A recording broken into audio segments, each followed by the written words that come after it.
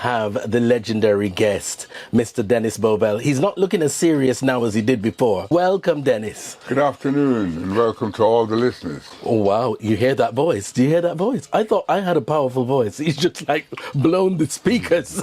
Well, I'm coming from a time when there were not PA systems, and singers had to project themselves. That's it, had to project their own voice. Okay, well, we have started off with an Aswad track, Hey Jah Children, which of course was in the movie Babylon, which this gentleman here produced the whole soundtrack. I'm saying that, okay? Well, I oversaw some of it. Okay. I created quite a lot of it. Indeed. So he definitely oversaw the production on this track, Hey Jah Children. Great to have you with us. Thank you for taking the time to come out and have a chat with us. Happy to be here. Now tell me, you're a St. Peter from Barbados man. Correct. And you came to the UK when? 1965 at the age of 12. At the age of 12? Okay. Yes. I was nearly a grown man. I don't think so, but, you know. My parents didn't think that either. No, you weren't. You were on your way to being, but you weren't quite there. Yeah, but when the Nazarene was 12 years old, he chased the non-believers out of the temple. He did. So he was certainly considered an adult. Yeah. A formidable adult. Yeah. That's the word, formidable. Yeah. Well, great to see you. So just tell me a bit of the journey of you getting into music. When you first came to the UK, what did you start doing? What was your... Well, the first thing was I had to go to school. At 12, I'd Yes. imagine so. But whilst at school, I met 3 other lads who were, aiming to be a band, right, a pop band, and they wanted another member. Okay. So I said, well, that'll be me. And when I went to the interview with them and played, they agreed. Okay. And I joined the band. That band was called Roadworks Ahead. In 1968, we entered a talent competition in Vauxhall in South London. And miraculously, we came 3rd and won the princely sum of £5. I don't remember us winning the £5, but that's what the newspaper clipping of claimed the day you won. Claimed that was the winning, And so I started off there, really, playing rock music, like trying to be the... So where did the musical training come from? Where did you learn to play the instruments? In Barbados. Right. My uncle, right, Samuel Headley, was a formidable musician and played with lots of bands on the island. Right. And I was drawn to his ability to play guitar. So I used to beg him to teach me, and he stood me in good stead by teaching me the open tuning of a guitar. Right. So before I was allowed to touch the guitar, he would say to me, sing the open tuning. And I got to sing it, got to go, da-da-da, he would say it exactly like that. Yeah. Like he's angry with you. Yeah, sing the open tuning, or you ain't going to touch this guitar today. So I quickly memorized that. And then that was simply an exercise to teach me when the guitar was in tune with itself. Yeah. Not necessarily concert, but when it was in tune with itself. So that stood me in good stead. And quite a lot of the boys my age didn't have the grasp of that like I did. Right. So I was able to semi-emulate Jimi Hendrix, who was my idol. hero. Yeah. Yeah, and so I quite convinced the other boys, who were all of them English, by the way. Okay. And we became great friends. In fact, we still are today. And what instruments did they play? Or were they singers? Or Guitars. What? Guitars. It was a guitar-orientated band. I was going to say, so that's like a band full of guitarists. Yeah. Okay. And then someone said, that's all right, all this guitar thing, but you need a keyboard player. I was like, how are we going to find a keyboard player at our age? And this kid said, yeah, Nicky Bailey's a good keyboard player. So I went to Nick and I said, Nick, I'm told that you play the piano. He's like, yeah. So I acquired the keys to the music room at school, and we went in there for a piano duel, to see if he could play as good as me or whatever. And he wiped the floor with me. So that I stopped playing the piano. I said, Let me focus on let guitar. me focus on guitar Yeah, that's my completely. thing. And we've done that all our lives, Nicholas and me. We started a group called Matumbi back in Yes, the 70s. and we're about to hear a track from them, Man right. in Me. Ooh.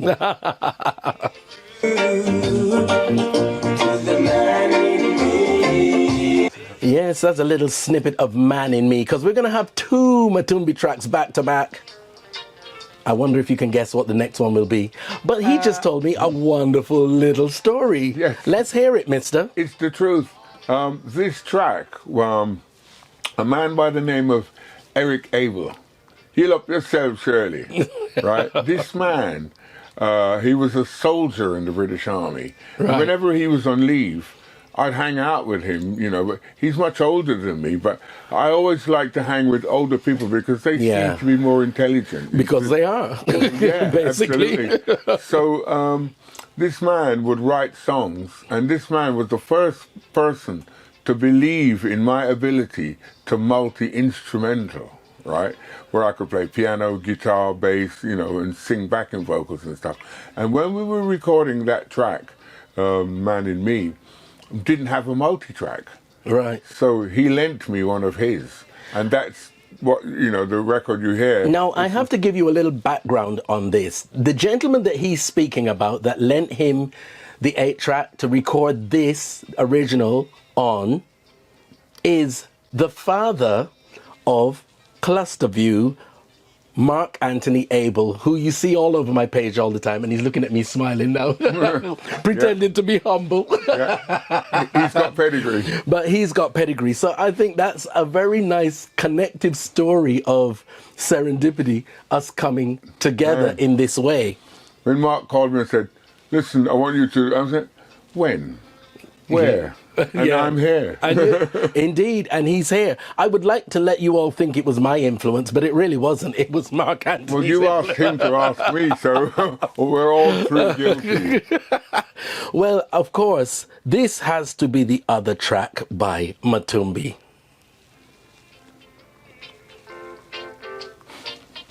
I had a feeling it would be this one, but I didn't want to say. He's looking at me knowingly. We're going to hear a little bit of this and then we're going to chat about it. Set you free. You can come to me anytime for cover. Don't This is still rocking dances, man. Listen, Still rocking dances. thank you. Now, I won't share with you the dialogue that we just had about this tune, but it is still filling dance floors and people are still mashing up people's wallpaper to Top this. to bottom. Top to bottom. So this is all on the same album, is it? Man in Me and After Tonight? Were they all? What happened was that we were first released on Trojan record label, the GG label. Right. And it was a cover version of Hot Chocolate's tune, Brother Louie. Okay. Now, the record company were intent on us making cover versions of songs. Yeah. And didn't want to publish our quite New, political, fresh music. right? Because And there was quite a pattern of that, because I actually do it, we call it the version excursion. There was a pattern of reggae artists copying everything. Yeah.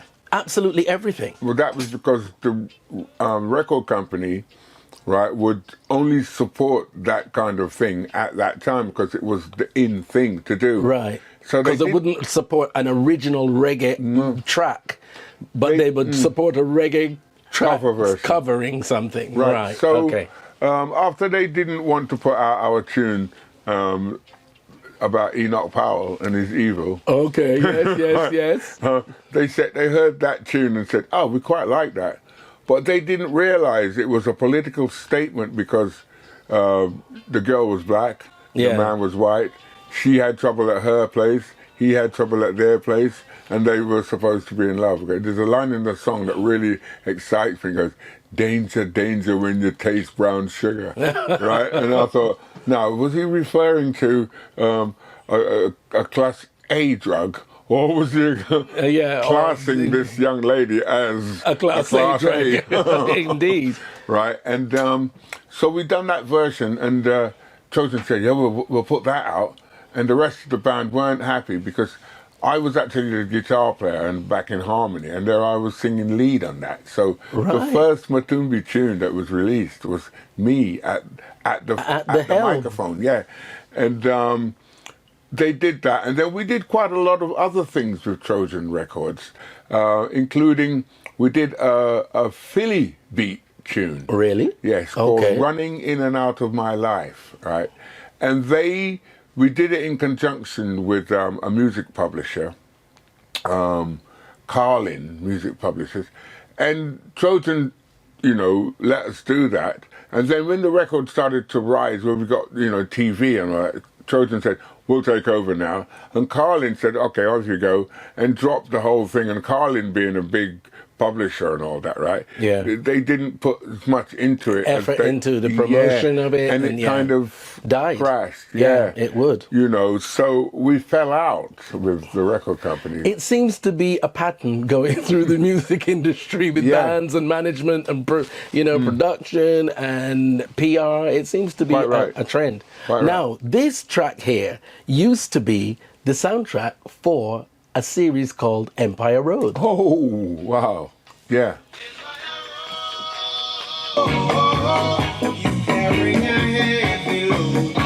Who's singing that? That's Bevin. Bevin. He left us about 15 years ago. Work all day, but that is the way of Empire Road. You got to use your brain if you want to gain. Down Empire Road, where there is roti, chapati, rice and Here I'm playing Roti, chapati, to rice and peas. roti and chapati. Chapati, I Yeah, thought like in Guyana. chapati. Yeah. Empire Road. Indian food, chapati. Yes, indeed. Who remembers that series? Mm-hmm. That Empire series Road. was brought on TV Indeed. as Lenny Henry's first serious acting part. Right. Right? Lenny Henry played the son of Norman Beaton, one of our most revered black actors. Actors, right? yeah. Guyanese yeah. to the bone. Right. So when Lenny Henry was about to make his debut on TV, not as a joker, but as a serious actor, he played the son of Norman. Yeah, I remember. In that program, Empire Road. Which channel was it on? I can't remember. Was it BBC? So, I mean, it came in and it hit big for that time, a black Absolutely. Absolutely. program. But not as easy it was, because when we went to record the track, the engineers put 2 microphones up in front of the drums and said, that's your lot. And then, and I was like, well, where are all the other microphones for the drums, And Yeah. Oh, no, the symphony orchestra are recording in the next door, you studio. can't have it too And loud. we've got all the microphones that in there. Oh, right. So when the symphony orchestra went to lunch, I went in and helped myself to quite a number of musicians. That's the Bajan in you. I helped myself to a few microphones, set up our thing, and by the time they come back from their lunch or whatever it was, we'd had the thing You'd done your recorded. thing and done. Now, this is a classic. Here we go. Producer. Composer. Multi-instrumentalist. Excuse me? You better know. You better know, boy. It's a shame. Oh, baby. Now, of course, that will always remain a classic. Yes. And this gentleman just informed me of his role on this track. Now, you say it, because I'm bound to forget something, because I only mentioned one thing, and I was firmly, let me tell you, firmly put in my place the number of things that he did on this track. So you go, sir. Let me hear. What did you do? Well, I managed to write a song to fit a young lady. And once I'd recorded it with the help of Drummy Zeb from Aswad, because I had dreamt of this beat, this drum beat. And to be honest, it was designed to take the throne and the crown from Sly Dunbar. It was like, I bet Sly Dunbar couldn't play this pattern, right? And it was quite a complex pattern because I used the hi-hat of like calypso, right? The one drop slap on the snare like Afrobeat, and then the kick on the floor was like disco. 1, 2, 4 to the beat. So you had a combination of 3 different genres. Yeah, African style. Yeah, well, all of them are African style. They all come from African style. Knitted together to put a reggae beat on top of it. Right. Right? So once I'd done that, I needed a singer that could sing like there. Right, and after working with Janet Kay... Please don't switch off, guys. Don't switch off, okay? It was not a malfunction. After working with Janet Kay, especially on the tune I Do Love You, where I was the musical director, and I played bass, and I had my band, to make that tune, I Do Love You, I approached her and said, Missy, I've got a tune that if you sing it, it's going to be top of the charts. She went, no, I don't know about that. And then I said, listen to this. And she went, oh, I'll try that. And when she did and hit that note, I was like, thank you, it's all over. Because I know there's going to be many a young lady in front of the mirror in their bedroom with the hairbrush, miming that, right? That was my vision of that. And then I said, and probably not just girls. Well, all right, young people. Exactly. And I said, so Janet, tell me, what are you going to wear when we do Top of the Pops? She went, oh, you got high hopes, Top of the Pops. And then when we did get Top of the Pops, I said, Janet, what are you going to wear? Her mouth was on the floor. No, she was only 19 at the time. Yeah. Right? And I remember it well. We were thrown into the charts and suddenly had to, land on our feet and run in the fast lane. You absolutely did. You absolutely did. I hope and so. It was featured as one of the main feature tracks of Small Axe, the Steve... Yes. In fact, Steve McQueen. Sir Steve McQueen. Indeed. Let's get it right. He called me up and said, I'm thinking about doing something, me and Portia are doing something around your silly games thing. And I went, oh, thank you. Now, Portia being... The author. Oh, right. Yeah, Okay. he was the author of Lovers Rock. Lovers Rock, the piece on Lovers Rock. And in fact, when he showed me the script, I had a fit. I was like, those are not the words. Right? Right. Because lots of people begin that song, the opening line is, I've been wanting you. They think watching. They think watching. Now, I think that's slightly pervious. I could never have written watching. No way. I'm a brother. A bit voyeuristic, isn't it? Yes, I'm a brother to 6 sisters. They would have torn me apart. Watching is quite different from wanting. Indeed, I said I would even accept I've been wanting to. That'd be more tongue-in-cheek. So, all you people out there who think you know the lyrics of that song, it's check again. I've been wanting, not watching. There you go. So that was one of the first things I had to correct. And then I told him what the proper lyrics were. And so we went on, and he said, would you join the filming? And I said, I'd quite like to play the part of the bus conductor. Because there's only one word. Yes, because you did the cameo, didn't you? Yes, the bus conductor only said tickets, and that was it. And I thought, my sisters will be tickled if they see me on TV playing a bus conductor, which is exactly what our father came to London to do in the 50s. Yeah. He did in the 50s, right? And he said, no. But but that is very Alfred Hitchcock. He always has a cameo in his movies. Well, he said to me, no, I've got a better part than that for you. I thought, oh no, what have I done? Now I'm going to have to learn the script, the lines, yeah. So he allowed me to kind of allow him to tell me what it was that I was going to say, and it worked out very nice. In fact, there's a part of it where we're singing Silly Games a cappella, and it seems to be directed at the government. You know, got no time to play your silly game. And I suddenly thought, wow, he's using it like an anthem, that I hadn't imagined those words fit that situation. Well, as we were saying earlier, you never see yourself the way other people see you. You Correct. never hear what other people are hearing. And it's all about perspective, isn't it? So Absolutely. he felt that he could use those lyrics and use it in a political way. In a political way. Yeah. Absolutely. Now, I love this track. It is called School Skanking. And we're going to get this twice in the interview simply because I love it. Okay.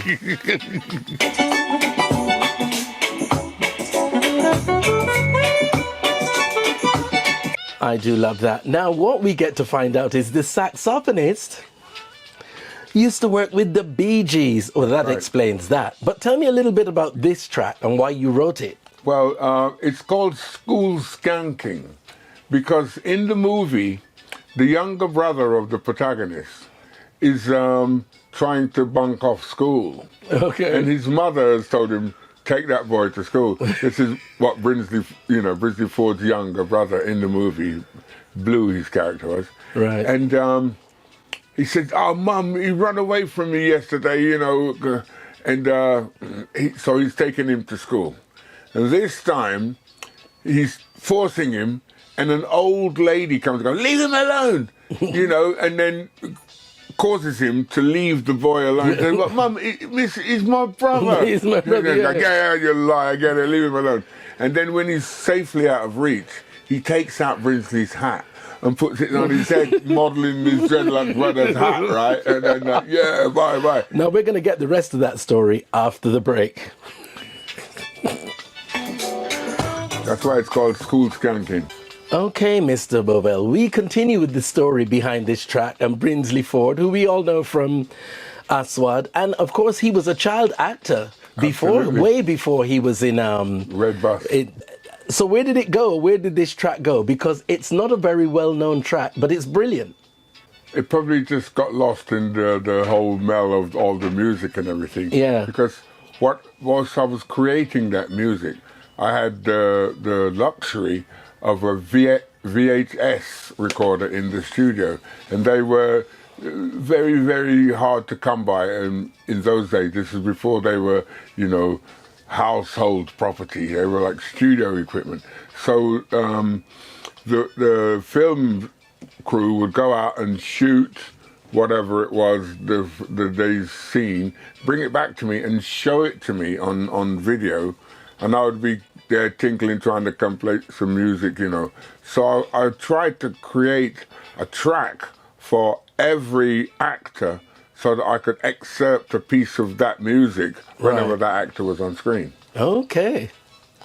But your repertoire is so vast. From Sly and Robbie that we spoke to about earlier, you were good friends with them and worked with them, but also things that people might think are a bit left field, like Bananarama, Yeah. who had their own whole production house of SWV. Yes, Stop but they came Aiken, to me when they wanted to do Stop a Aiken and reggae. Waterman, So Bananarama, they obviously wanted a change of sound and energy, so they came to you. Absolutely. And the Thompson twins. So, your repertoire is not really confined to reggae music. It is no. so vast. In fact, I've just recently done a dub mix for a group called The Smile, Right. who used to be Radiohead.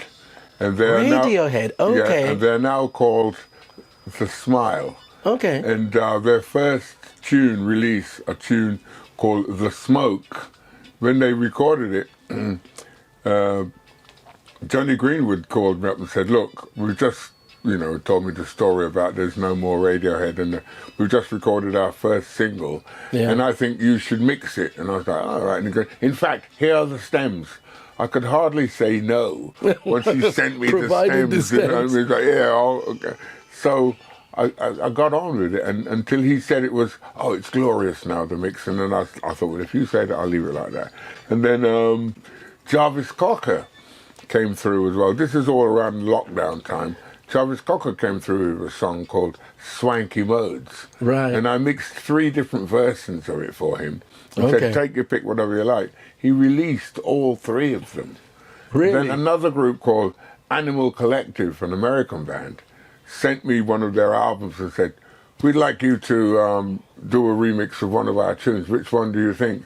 And the one that they thought wasn't the one that I wanted. They had a tune called Cherokee, Right. And I drew the inference between the Cherokee Nation and Rastafari.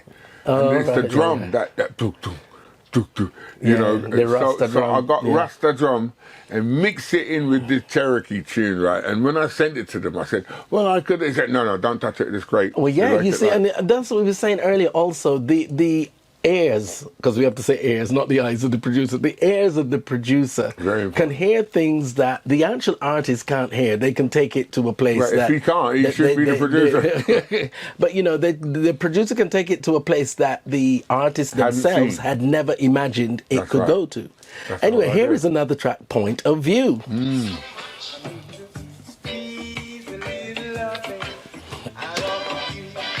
Yes, well, we have the legend that is Dennis Bovell, again with Matumbi and Point of View. Now, I spotted something in that track. The horn section, to me, reminds me of Glenn Miller. Spot on.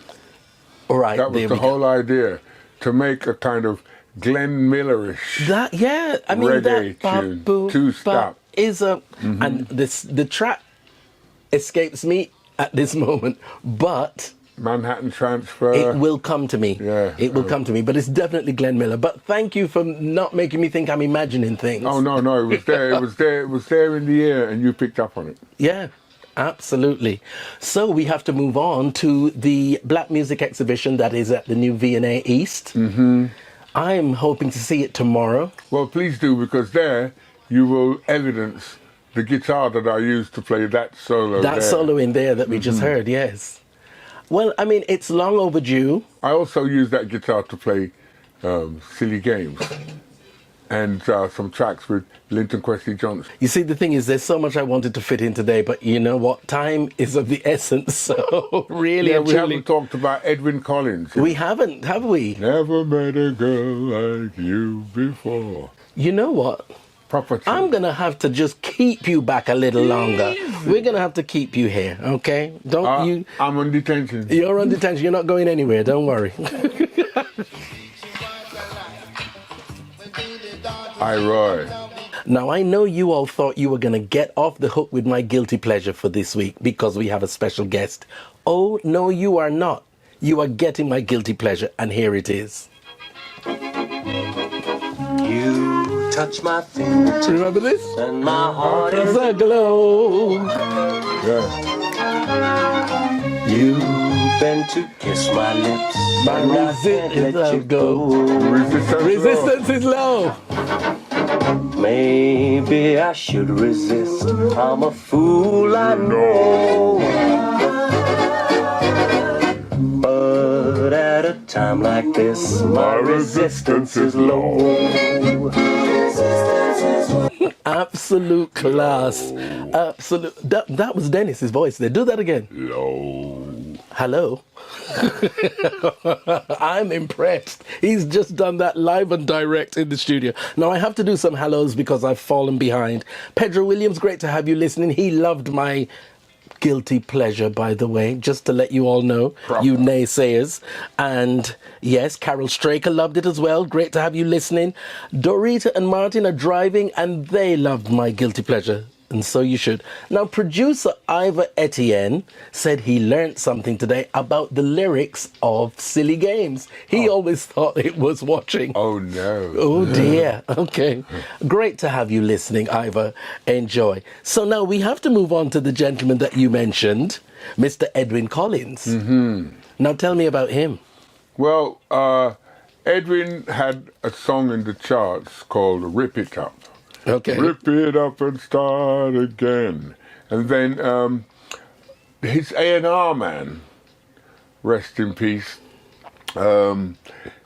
he called me up and said, look, I want you to work with Edwin. So this man's name was Malcolm Dunbar. Right. And I went to Polydor Records to see him, and it was 10 a.m. that I had this meeting with Edwin. And we ended up having a sip or two of vodka and dear. orange juice, because his group was called Orange Juice, but his orange juice was quite often laced with vodka. And we hit it off together, and then he was supposed to tour, but he couldn't because the drummer was unable to leave England because he was on a student visa, and if he had ever left, they'd never let him back in. So I convinced Edwin he needed a new drummer. And so we put a band together, and then I accompanied him on tour for a number of years, all over the world, in fact, until he made this tune, Girl Like You. And I said, mate, that's probably the best tune I've ever heard you sing, right? And he released it, and it went to #1 in Belgium, but flopped everywhere else. And then one time it was my birthday, and I said, you know what you can do for me for my birthday? Re-release that tune. And give it a second chance. He did give it a second chance. And then one afternoon he called me up and goes, Den, what are you doing? And I went, oh man, I'm doing nothing. He's going, oh great. I'm going, I just told you I'm doing nothing. And you intentionally, great. Right? Not that. And he said, no, because we got Top of the Pops tomorrow afternoon at 4 o'clock. And I was like, oh my God, I got to collect my son from school. Right? And the drummer had to collect his daughter from school as well. And the drummer, Paul Cook, was the father of Holly Cook. Okay. And we collected our kids and took them to Top of the Pops. To Top of the Pops, put them in the green room to sit down. That's right. Of course, that's what you do. Give them a bag of crisps, a packet of peanuts. But my son saw E17 on the floor, and he ran across the floor to get E17's autograph. And they sent him back and said, listen, you go and get us your dad's autograph, and we'll give you our autograph, right? So, because he takes who his dad is for granted, you see, that's the thing. They want your autograph. I'm going, well, what do you want from them? I want their autograph. So it's a trade-off, and yeah, yeah. Yeah, well, Dennis Bovell, it is a pleasure to have you. My pleasure to have been here. But above the pleasure, it's an honor because you really are a benchmark of production standard. I'd like to think so. What do you pretend to be modest now? You know what you've done. You know what you've done. I've done this and that, you know, and, you know what you've done. I don't regret none of what I've done. And what it is, what is great about it, it crosses genres, it crosses generations, and it crosses disciplines because you've done film scores, you've done pop music, you've done reggae music. You've done the lot. I wouldn't say you've done it all because there's always more that can be done. But thank you so much. It's been a pleasure. And I know I'm going to have to get you back in here for part 2 because you can't have got that much work under your belt and cover it in an hour. Well, perhaps not. You can't. So there will definitely be a part 2 with this legend. Thank you so much for coming, and we'll arrange part 2. My pleasure, BT. You take care. Cool, man.